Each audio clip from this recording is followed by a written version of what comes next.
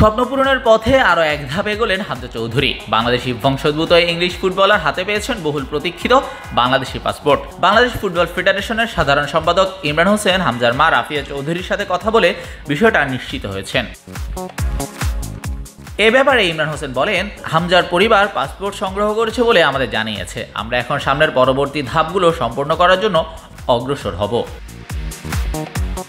Leicester সিটির হয়ে খেলা ২৬ বছর বয়সী মিডফিল্ডার আন্তর্জাতিক ফুটবলে বাংলাদেশের হয়ে খেলার ইচ্ছা প্রকাশ করেছিলেন অনেকবারই। সেই প্রক্রিয়ায় গেল জুন মাসেই বাংলাদেশি পাসপোর্টের জন্য আবেদনও করেছিলেন।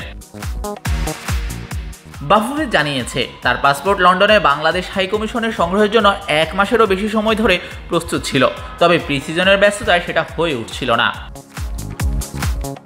বাফুফে এখন হামজাকে বাংলাদেশ জাতীয় ফুটবল দলে খেলানোর প্রক্রিয়া আনুষ্ঠানিকভাবে শুরু করতে পারবে। ফেডারেশন প্রথমে ইংল্যান্ড এফএ এর কাছে অনাপত্তিপত্র চাইতে হবে, কারণ হামজা বয়সভিত্তিক ফুটবলে ইংল্যান্ড অনূর্ধ্ব ২১ দলের প্রতিনিধিত্ব করেছেন। তারপর ফিফার প্লেয়ার স্ট্যাটাস কমিটির সবুজ সংকেত পেলেই রাস্তা পরিষ্কার তার। ইংল্যান্ড ফুটবলের রাডারে এমনিতেও নেই হামজা, ফলে তাদের অনাপত্তিপত্র যে মিলবে তা অনেকটাই নিশ্চিত।